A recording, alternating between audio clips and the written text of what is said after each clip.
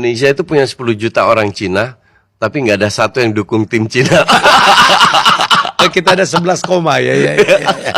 Ada 10 juta orang di Indonesia, ada 10 juta orang Indonesia keturunan Cina. Lebih. Ya, Cindo. Ya, Cindo atau 12 juta berapa. Tapi nggak ada satu pun yang dukung Cina. Semua dukung Indonesia. What do you expect ya? Waduh, saya suka Itulah banget hebatnya kita cinta Indonesia. Di tengah riuhnya keberagaman bangsa Indonesia, ada satu kelompok etnis yang telah lama menjadi bagian tak terpisahkan dari tanah air ini. Mereka adalah Tionghoa Indonesia. Tapi ada fakta menarik yang sering membuat orang luar tercengang. Banyak dari mereka justru tidak bisa berbahasa Mandarin ataupun Hokkien. Beda jauh jika dibandingkan dengan Tionghoa di Malaysia yang masih fasih berbicara dalam bahasa warisan leluhurnya. Kenapa bisa begitu? Apakah mereka tidak menghargai akar budaya? Atau justru ini adalah bentuk lain dari cinta tanah air? Tionghoa Indonesia lahir dan besar di bumi pertiwi. Makanan mereka, nasi goreng. Lagu mereka, lagu dangdut. Bahasa mereka, ya, bahasa Indonesia. Fasih, lancar, dan penuh kebanggaan. Tak sedikit yang bahkan tak bisa membedakan antara kata dalam Mandarin dan bahasa Jawa. Lalu, apakah kehilangan bahasa leluhur berarti kehilangan identitas? Atau justru ini adalah bentuk asimilasi yang paling tulus dan jujur menjadi Indonesia sepenuhnya tanpa syarat? Di episode Fox Story kali ini, kita akan menyelami kisah Tionghoa Indonesia yang berbeda dari saudara mereka di Malaysia. Sebuah kisah tentang identitas, nasionalisme, dan loyalitas yang tak terucapkan tapi sangat terasa. Keturunan Tionghoa di Indonesia nggak usah diragukan lah nasionalismenya. Mereka itu beda banget dengan keturunan Cina di Malaysia yang cuma bisa berbahasa Cina. Cindo di Indonesia sih malah banyak banget yang nggak bisa bahasa Cina. Sebuah video yang lagi viral di TikTok menggambarkan perbedaan itu. Akun @musijau979 ini cerita tentang pengalamannya jalan-jalan ke tempat makan Chinese food di Malaysia. Ternyata semua pegawai di sana cuma bisa bahasa Cina dan nggak ngerti ketika diajak berkomunikasi bahasa Melayu. Sebaliknya, si pria Indonesia ini walaupun keturunan Tionghoa nggak bisa berbahasa Cina. Ini semua terjadi karena di tahun 1967 Presiden Soeharto mengeluarkan Instruksi Presiden nomor 14. Inpres itu melarang penggunaan bahasa Cina oleh masyarakat etnis Tionghoa. Bahkan bahasa dan aksara Cina dilarang dalam penerbitan, percetakan, dan media massa. Aturan diskriminatif itu sekarang sudah dicabut, tapi itu berhasil membuat keturunan Tionghoa melebur ke dalam budaya Indonesia. Keren ya Tionghoa Indonesia. 为什么印尼华人不会中文呢？ Apa semua orang Tionghoa di Indonesia bisa bahasa Mandarin? Tidak. Banyak orang mengira bahwa semua orang Tionghoa di Indonesia itu bisa bahasa Mandarin. Padahal realitanya gak seperti itu. Fakta di lapangan, mayoritas Cindo generasi tua hanya bisa beberapa bahasa daerah seperti Hokkien atau Fujian dominan di Medan, Bagan, dan Riau. Ke atau Hakka banyak di Kalimantan atau di Bangka Belitung. Teochew umumnya dari Pontianak dan komunitas pecinaan. Ini bukan bahasa Mandarin loh ya, ini bahasa daerah leluhur yang dulunya dibawa oleh China. Seperti di Indonesia ada bahasa Jawa, Batak, Sunda, dan sebagainya. Generasi muda Cindo banyak yang justru tidak bisa. Dulu pada tahun 90-an, Mandarin tidak umum diajarkan di sekolah. Bahasa daerah juga mulai ditinggalkan di rumah. Mulai tahun 2000-an ke atas, Mandarin baru diajarkan secara luas lewat Sekolah Nasional Plus, kursus luar negeri, pertukaran pelajaran ke luar negeri, dan banyak dari mereka justru baru belajar Mandarin karena tuntutan pekerjaan. Jadi udah tahu dong kenapa banyak Cindo yang belum tentu bisa ngomong Mandarin? Coba tag temen Cindo kamu, mereka bisa Mandarin nggak?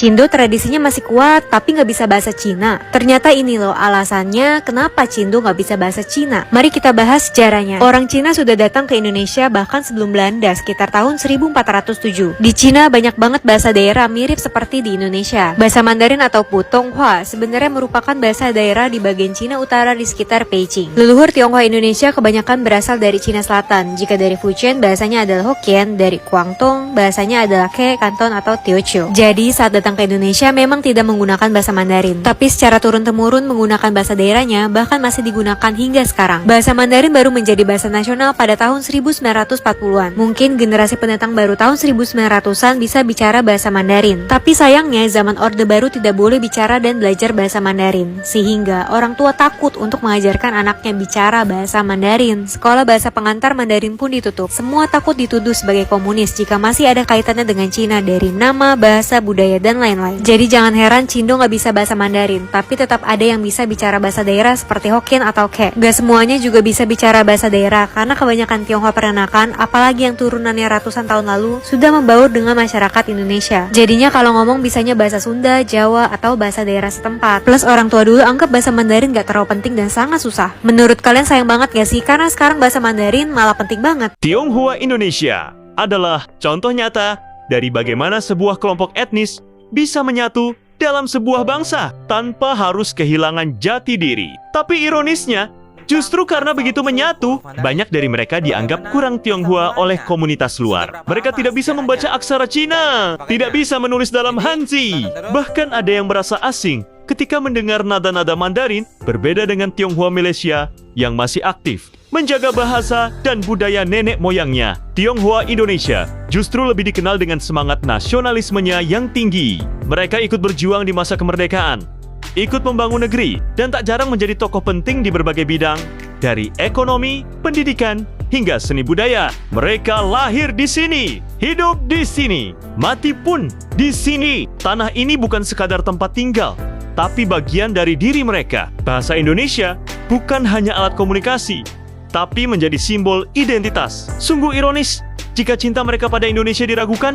hanya karena tak bisa berbahasa Mandarin. Justru disitulah letak keistimewaannya. Mereka mencintai negeri ini bukan dengan kata-kata warisan, tapi dengan tindakan nyata setiap hari. Indonesia itu punya 10 juta orang Cina, tapi nggak ada satu yang dukung tim Cina. Kita ada 11 koma ya. Ada 10 juta orang di Indonesia, ada 10 juta orang Indonesia keturunan Cina. Lebih. Ya, Cindo. Ya, Cindo atau 12 juta berapa. Tapi nggak ada satu pun yang dukung Cina. Semua dukung Indonesia. What do you expect ya?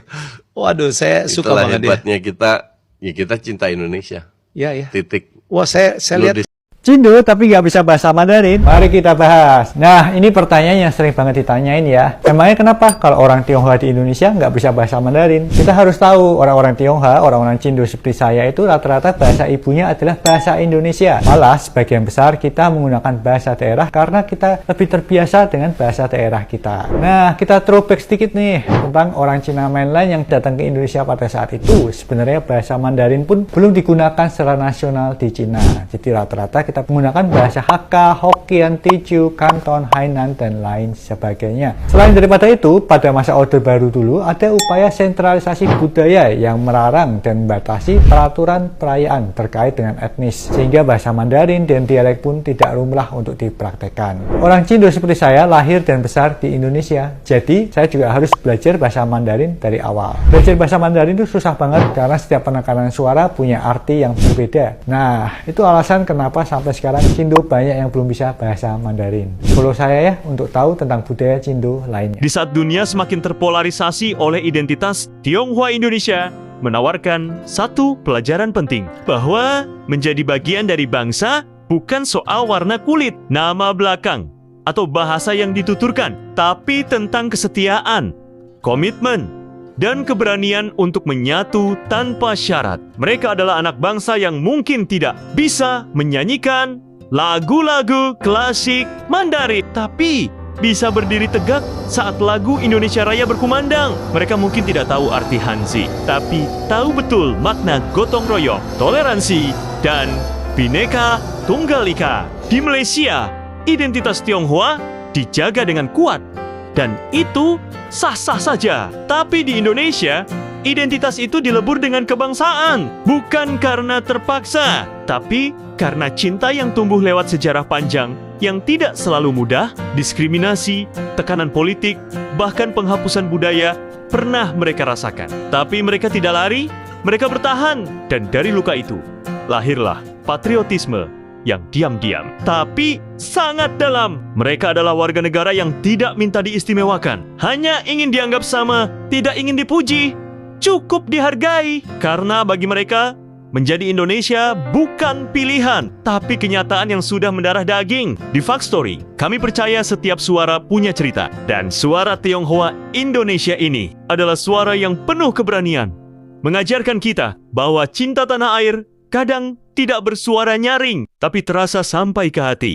Langit bersorak, bumi bergetar. Suara ini menembus awan. Jejak langkah takkan pudar. Gema kita selamanya bertahan.